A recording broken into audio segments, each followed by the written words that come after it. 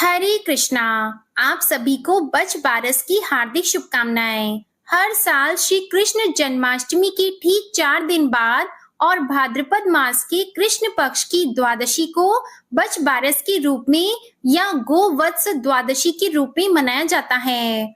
इस विशेष दिन पर पुत्र की रक्षा के लिए, अपने पुत्र के सुखद जीवन के लिए माताएं इस व्रत को रखती हैं और इसे निसंतान स्त्रियां भी पुत्र प्राप्ति की कामना से रख सकती हैं। इस दिन पूरी विधि विधान से गौ माता के साथ साथ बछड़े की भी पूजा करने की परंपरा होती है। मान्यता है कि सभी देवी देवताओं का गौ माता में वास होता है और गौ और उसके बछड़े की एक साथ पूजा करने से भगवान श्री कृष्ण बहुत प्रसन्न होते हैं।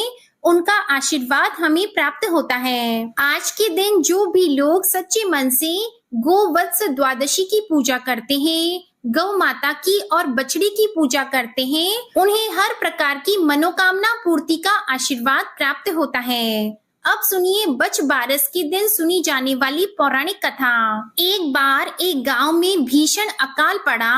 वहां के साहूकार ने गांव में एक बड़ा तालाब बनवाया, परंतु उसमें पानी नहीं आया। साहूकार ने पंडितों से उपाय पूछा तो पंडितों ने कहा कि तुम्हारे जो 2 पोते हैं उनमें से किसी एक की बलि दे दो तो पानी आ सकता है। साहूकार ने सोचा कुछ भी हो जाए, गांव की भलाई के लिए सब कुछ करना चाहिए। कुछ सोचकर साहूकार ने बहाना करके बहू को उसके पीहर भेज दिया और उसके साथ एक पोते को भी भेज दिया जिसका नाम हंसराज था।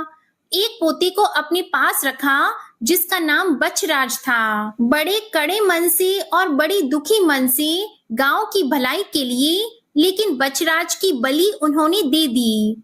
बलि देते ही तालाब में पानी भी आ गया। साहूकार ने तालाब पर एक बहुत बड़े यज्ञ का आयोजन करवाया, लेकिन किसी झिझक के कारण अपनी बहू को बुलावा नहीं भेजा। बहू के भाई ने कहा, बहन तेरे यहाँ इतना भारी उत्सव हो रहा है, फिर तुझे क्यों नहीं बुलाया? मुझे तो बुलाया है और मैं जा रहा हूँ। तो बहू कहने लगी, भाई बहुत से काम होते हैं, इसलिए शायद मुझे बुलाना भूल गए होंगे। अपने घर में जाने में कैसी शर्म, चलो मैं भी तुम्हारे साथ चलती हूँ। जब बहू अपने घर पहुंची तो सास ससुर डरने लगे कि बहू को क्या जवाब देंगी। फिर भी सास कहने लगी, बहू चलो बच बारस की पूजा करने के लिए तालाब पर चलते हैं। फिर दोनों सास और बहू ने मिलकर बच बारस की पूजा की। वहां सास ने कहा, बहू तालाब के किनार को खंडित कर दो। तो बहू बोली, माँ मेरे तो हंसराज और बछराज है, फिर मुझे किनारा खंडित करने के लिए क्यों कह रही हो? तो सास कहने लगी कि बहू जैसा मैंने कहा है वैसा